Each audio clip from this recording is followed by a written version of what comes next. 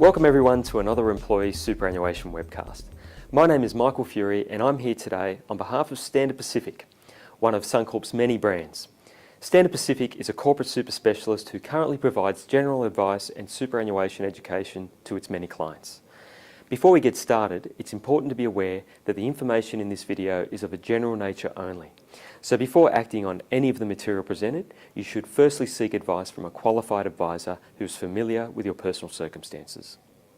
Today we'll be going through some key things to look out for on your annual super statement. This includes your investment options, insurance benefits, and whether you have nominated beneficiaries on your account. So let's start with your investment option. This is one of the most important things you need to review when you receive your annual statement. 75% of you will be invested in the fund's default investment option. The question is whether this is the most appropriate investment option for you. And is it providing you the required return to enable you to retire? When choosing an investment option, you need to ask yourself a few questions. 1. How much income will you need to retire?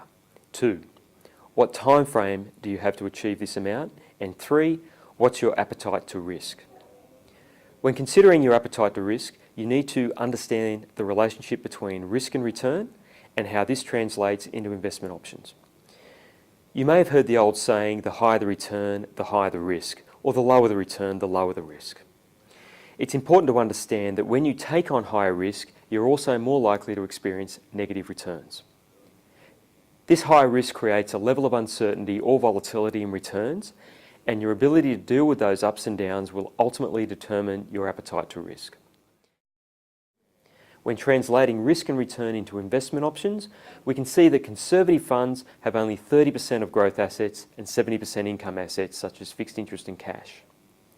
Over the longer term, this investment option will have lower risk but most likely lower returns compared to, say, a high growth fund which has 85% growth assets and only 15% income assets. Look at your annual statement and see what investment option you are in.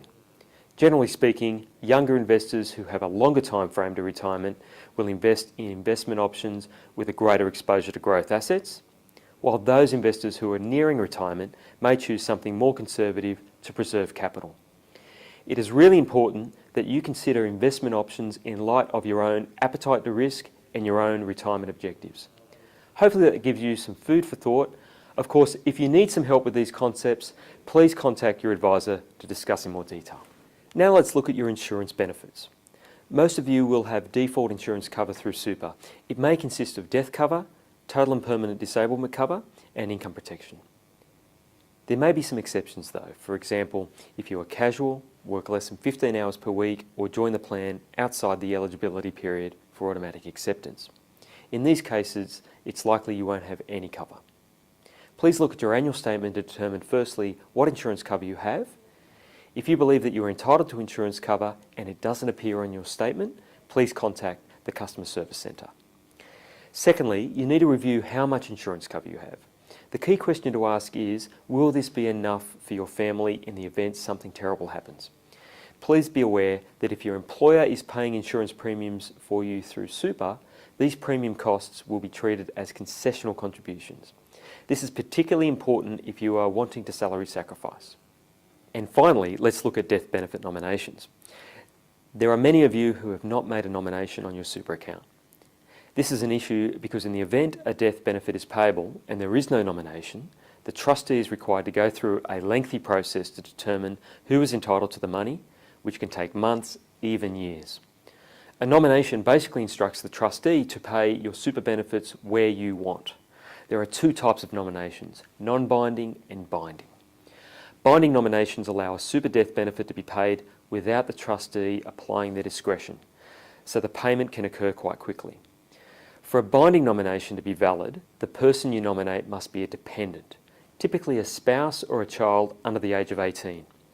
Parents, siblings and grandchildren are generally not considered dependents unless they are financially dependent or interdependent. If you make a non-binding nomination, the trustee will take into account your wishes when making their decision. However, the trustee will still have discretion. If you would like your super death benefit to be distributed to other parties such as non-dependents, friends or charities, you should make a binding nomination directing the trustee to pay the benefit to your estate so that it can be distributed in accordance with your will. If you would like some help with your estate planning, including your will, please contact your advisor. Well, that brings us to the end of the presentation. Thank you for taking the time to watch this webcast, and I hope you found it informative. Please remember, if you need any help understanding your super statement, your insurance benefits, or you require a form, please call the customer service centre that is appropriate to you. If you'd like some advice around your super or insurance, please call Standard Pacific. Have a great day, and we'll see you next time.